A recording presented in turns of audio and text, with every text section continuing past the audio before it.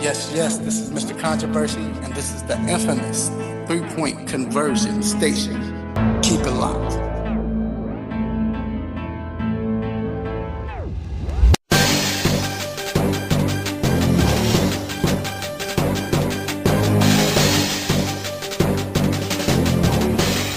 What's going on, everybody? This is LA Broadus, and you are listening to BrownsTown. Now, we had to do an emergency podcast because of the breaking news, but as always, I cannot do this by myself. So I have my main man across from me, Eric. What's up, man? Yes, that is Eric. You will learn to love him. He's weird.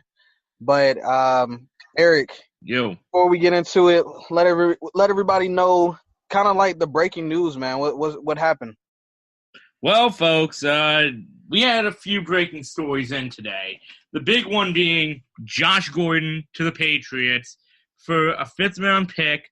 However, if Gordon does not play in 10 games or is not active for 10 games, the Patriots get a late-round pick. So something's going to change right now. And obviously, it starts with the culture here in Cleveland. Correct, yeah. And that's one thing as far as the culture. Now, stories, a lot of smoke and everything, a lot of screens. A lot of people speculated to say that Josh possibly fell off the wagon, relapsed. That's not the case.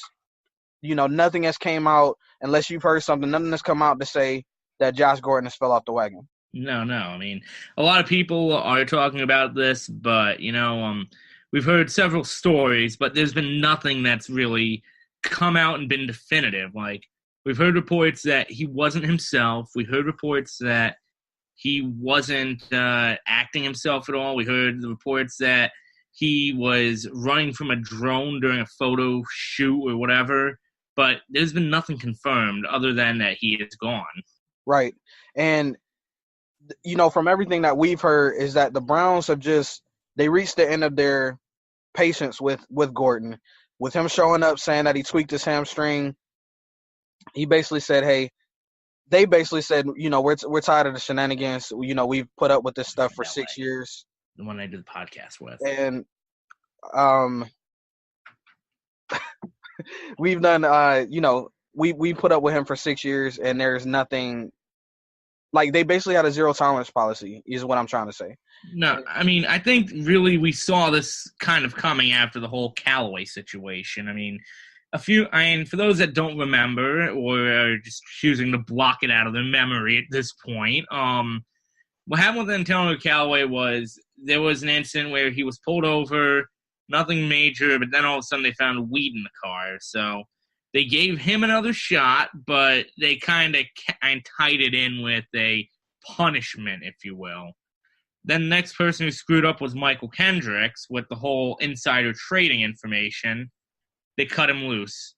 Then with all the stuff going around with Gordon, they just decided that they had had enough, and they've let him go. So I think this is starting to pull into that whole we are not going to tolerate any kind of distraction type ordeal, which I have to applaud Cleveland for on this one. It's about damn time that they did something like this.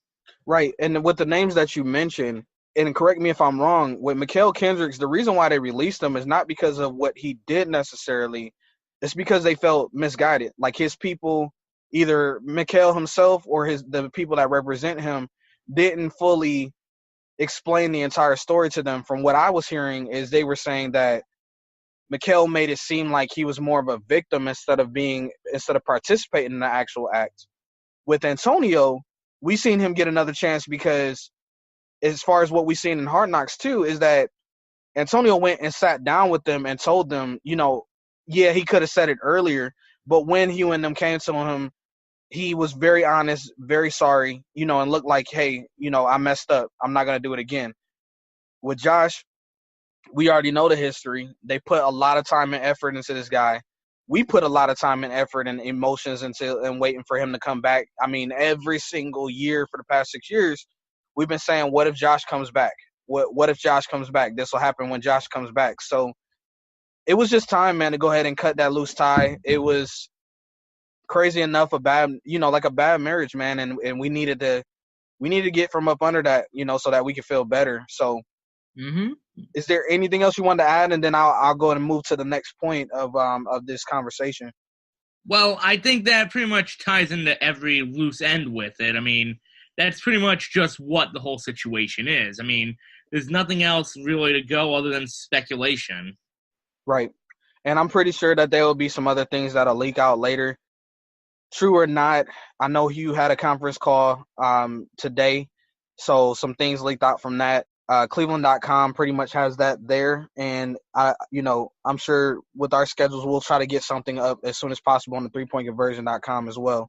So before we go into the next thing, just want to remind everybody you are listening to LA Broadus and my man Eric, and this is Brownstown powered by the 3-Point Conversion Emergency Podcast, because Josh Gordon has been traded to the New England Patriots for a conditional 5th rounder. Now, Eric, the next thing I want to ask you, man, is what does it mean now that Josh Gordon is not in the building? What does it mean for us as an organization? As an organization, what I see is that, one, they did it at a time where they feel comfortable with this wide receiving group. I mean, I know you were watching the game, I was watching it, and it honestly, and this actually looked like a much better room than in past years when we didn't have Gordon because he was, well, I don't even need to say it at this point, but at the same time, like, it's about time that the room actually looked decent. In past years, it didn't look this good. I mean, last year we had people struggling to do anything. Hell, for a long time, our leading receiver was JT Treggs or JC Treggs. Right. Yeah. You're definitely right. And the person that we've seen really, really step up is, of course, we're looking at Antonio Callaway because of the fact that, he's a burner and he can stretch the field like Josh can. Of course, he doesn't have the height that Josh has, but he can move like him. Another person that we've seen step up as well is Hollywood Higgins. I believe, without looking at the stats, is that he had at least 5 receptions. So they were going for him a lot. The only thing about Higgins is that you can still tell that it doesn't look pretty, with him yet. Like, it still doesn't look pretty.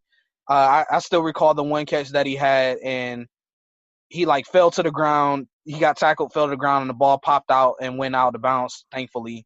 But, it was just kind of, weird, sloppy, kind of awkward, with Higgins. Well, the thing with Higgins even last year was this was a guy that was cut last year, but because of our emergency need was actually brought back. So I can understand it to a degree. Now, compared to, let's just use a name from the past, Greg Little, that's something completely different. I mean, you have 2 receivers that we took.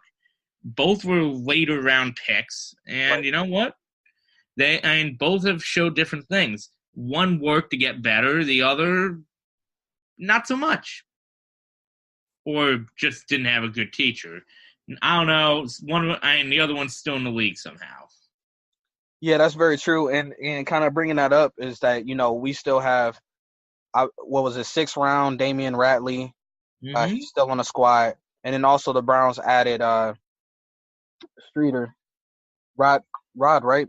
Rod Streeter, former Oakland Raider, and the guy that I thought actually lost his job to Corey Coleman before Coleman got cut too. Right. So apparently the Browns seen something that they like in Rod Streeter.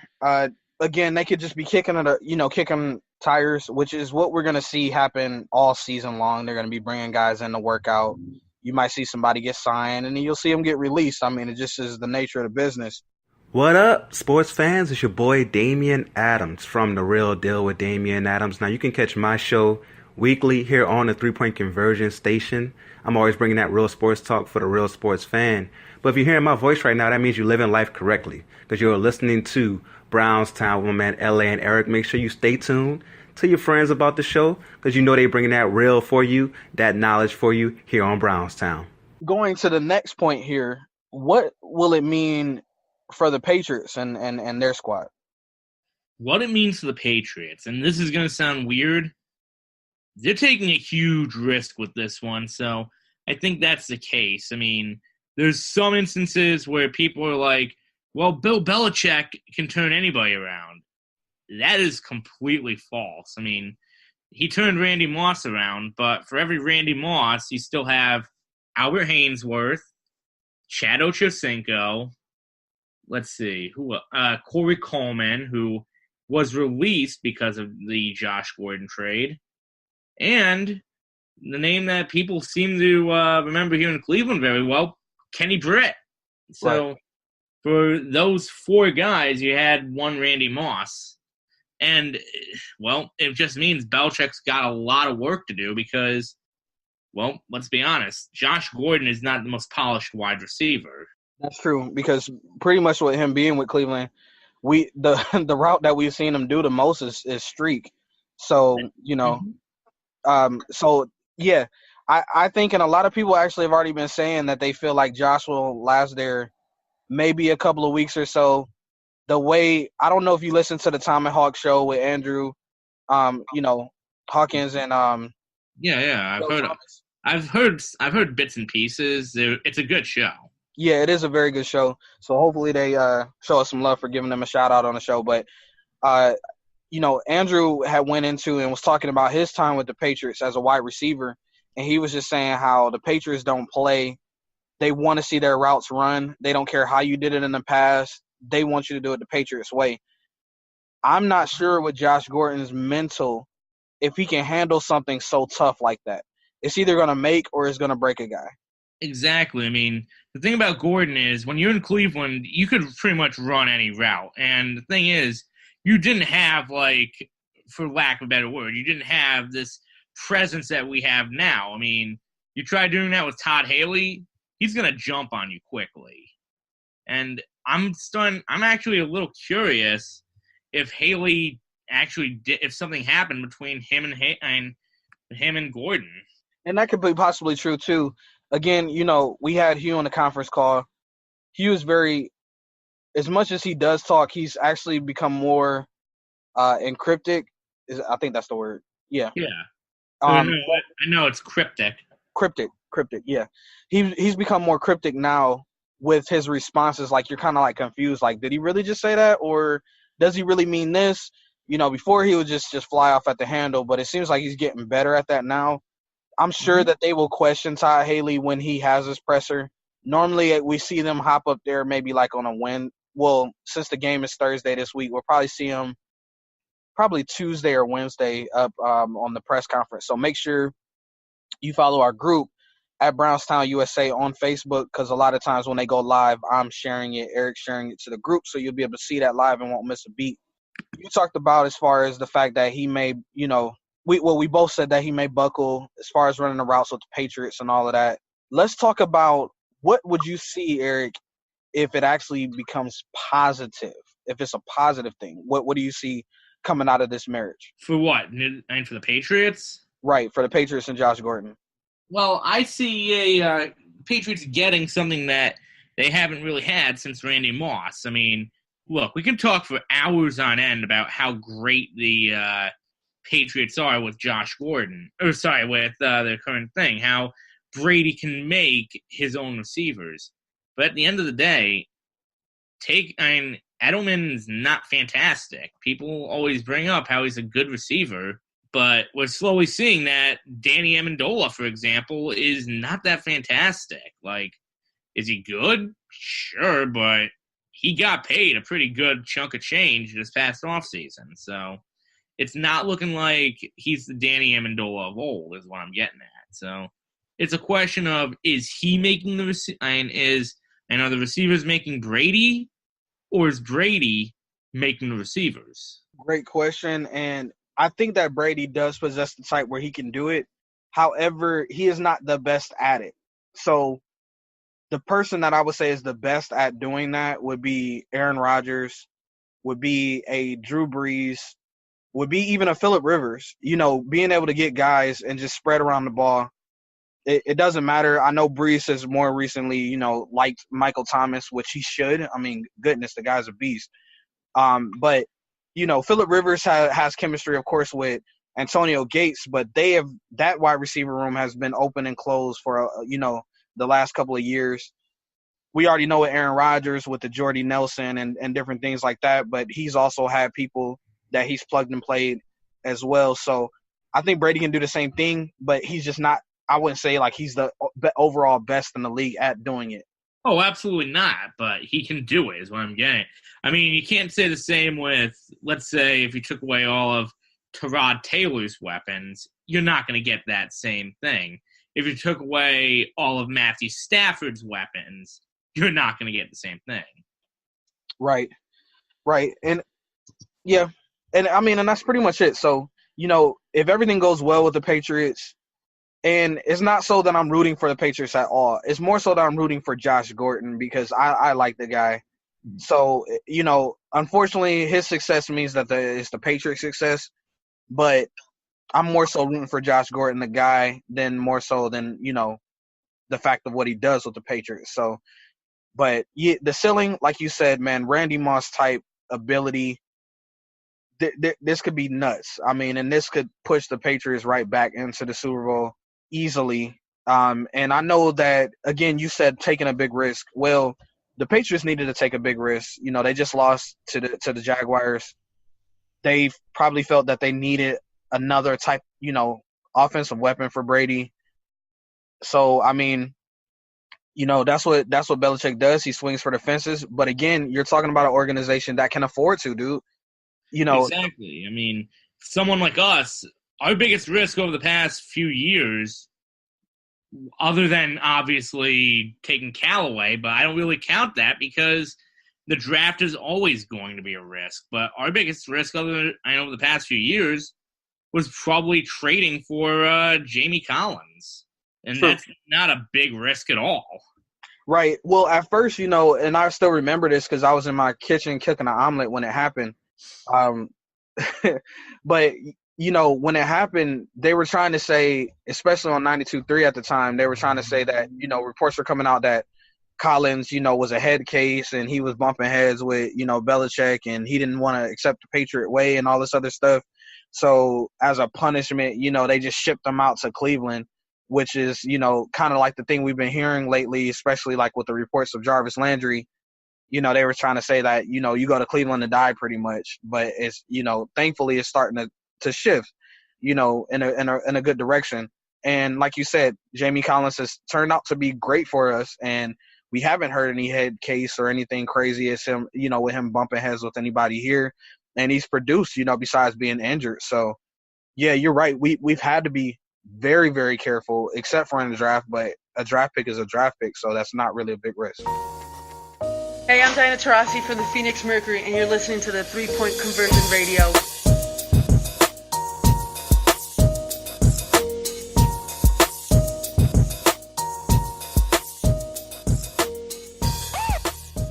As we wrap this up, and just to remind everybody, you're listening to BrownsTown USA, powered by the 3-Point Conversion. And I'm LA, and across from me is Eric, and we've been discussing the Josh Gordon being traded to New England Patriots for a 5th-round conditional draft pick. We just wrapped up talking about the pros and cons for each side of the team. And Eric, are you finally happy that it's over? Do you have closure? I do have a little bit of closure. I know a lot of fans actually have been annoyed because they thought we could get more, but at the same time, you got to look at the circumstance here. This was a guy that, honestly, I'm starting to believe didn't want to be here. I mean, You don't show up, and when you show up and start showing up late habitually, like how some of the reports were coming out, that sends a message. I mean, that would be like you going to school, for example, and just showing up for like the last 15 minutes of class. It's just like, yeah, I'm here. Teach. Okay. Class is over. Later. True. Mm-hmm. True. And I was telling somebody else too, and I tweeted out that, looking at the last couple pressers that he had, just watching his body language, looking at his face, like he just didn't seem like he was there, that he was on fire about the organization at all. And again, I know that there's a love there because we've been together, and I was talking about me and Josh, but, Cleveland and Josh has been together for 6 years, and they've been stuck with him through his ups and downs of everything that he's been going through.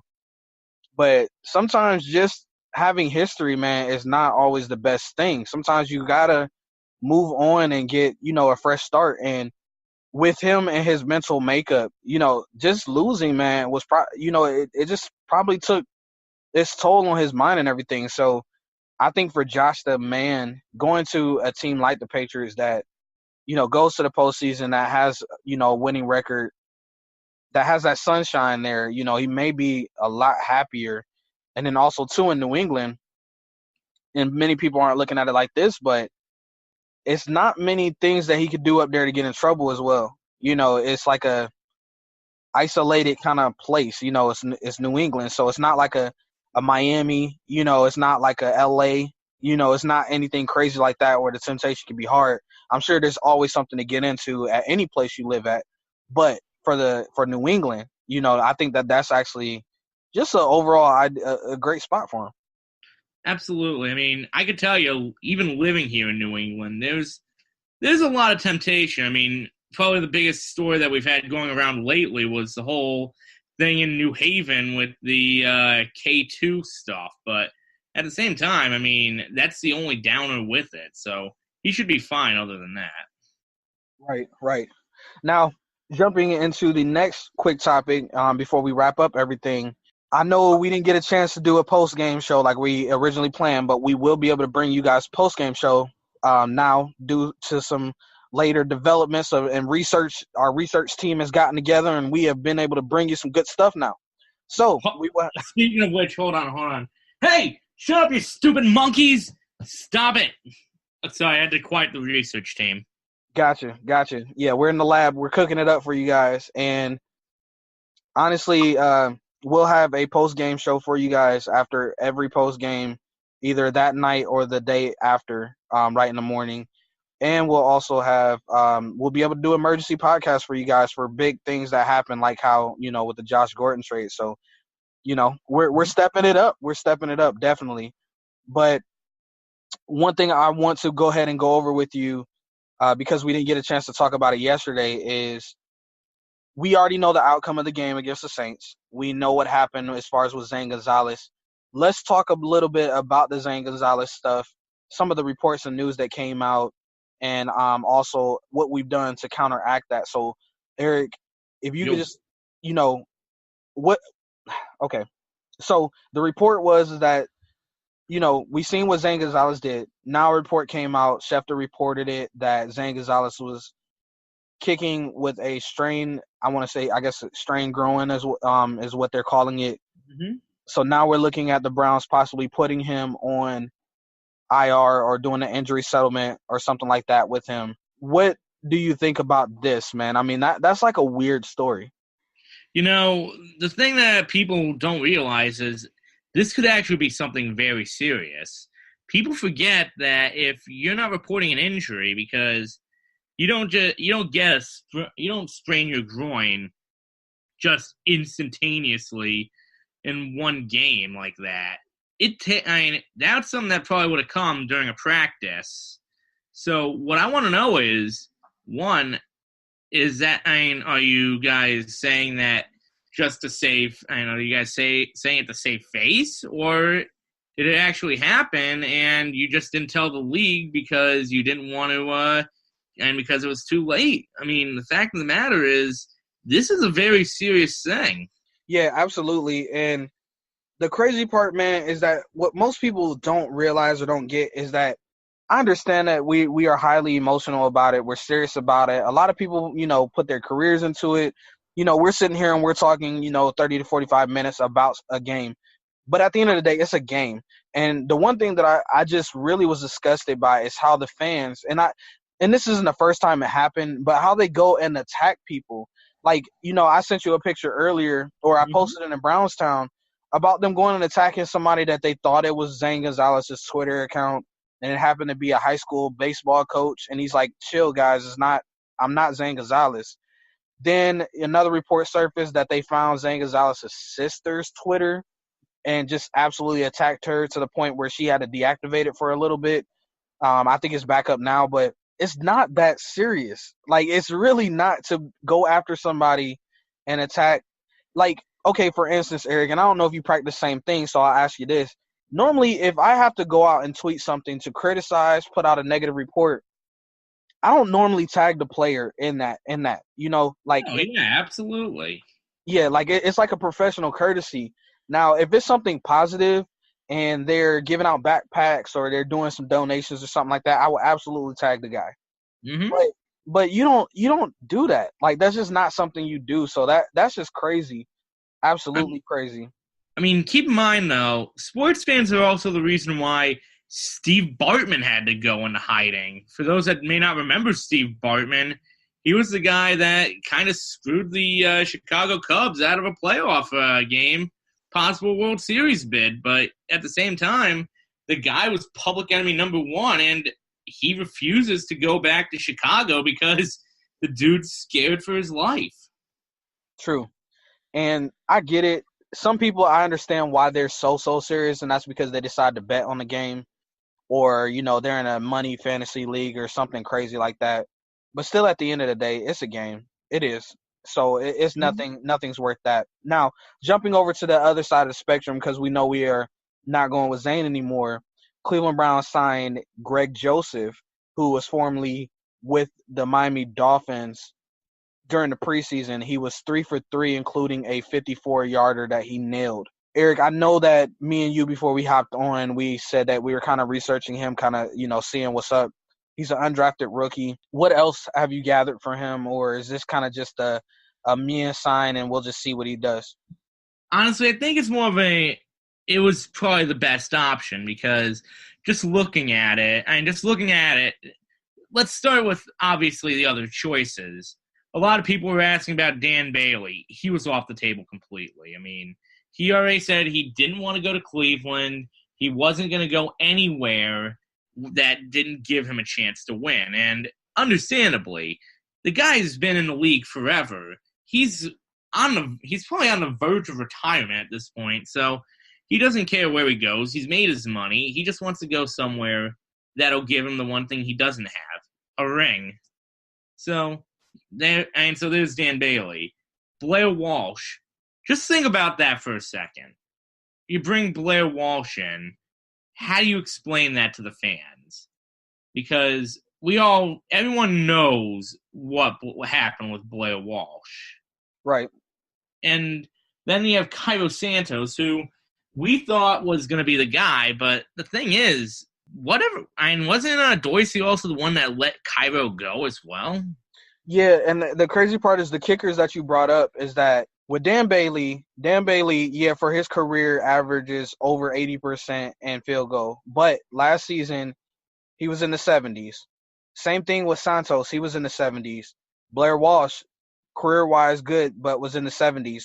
So what I'm thinking is that they've been seeing is that these guys, even though they're veterans and they've been in the league, they're probably noticing a trend of them actually going downward. So they wanted to bring in some fresh blood so that they can possibly be able to stick with this guy and you know keep up with him. Because once you find a good leg, man, I mean, you can pretty much have a kicker on your team for 15 years if you want to, without even having to possibly look at that ever again. So or until they get to that point where their contract is just so big that you're just like, I'm not paying a kicker that much money, which actually happened with Dan Bailey as well. And then what ultimately happened with Phil Dawson, and that's why he's still not with Cleveland. So I get it. I'm very intrigued by the guy. Kickers come from everywhere. We seen what was that, Tampa Bay, when they drafted Roberto Aguayo. Yeah, Aguayo, and they drafted him. What was it, like the second round? No, or was it first round? I think it was either first or second round. It was almost as bad as, I think, one year the Jaguars drafted a punter in the first round. Right. So, and we've seen that, and everybody tried to justify it, and especially Jaguars fans. And then now he's not – I don't even think he's in the league right now. I know he's been bouncing around like crazy. Yeah, I mean, the thing is – and here's the crazy thing that people forget. Aguayo was also a Brown at one point. It was during that weird time when Sashi had, like, 3 kickers in the preseason. Actually, I think it was last year. I believe we had Parkey, Murray, Gonzalez, and Aguayo all competing. Mm-hmm. Yeah. So, I mean, that goes to show you it doesn't matter, like where you draft the kicker at. As long as the guy has it does matter. You don't want to draft a kicker that high. But but you can get a guy in the late rounds or even undrafted and, go from there. So I know the young man has a lot of pressure on him because, of course, you just see what happened with Zane. And also, too, he has a lot of pressure on him because we play Thursday this week. So it's not like he has a full week to actually, get everything down. So hopefully that changes. And we will get into that more so when we do our weekly podcast. So, Eric, is there anything else you want to add before we sign off? The one thing I would like to add is to those that are calling for Baker Mayfield to start on Thursday, it's not going to happen. Just putting that out there. All right. Well, there you have it. No Baker Mayfield. Of course we knew that. That's just absolutely crazy. Short week. If they were going to start Baker Mayfield for whatever reason in the world, it'd be next week.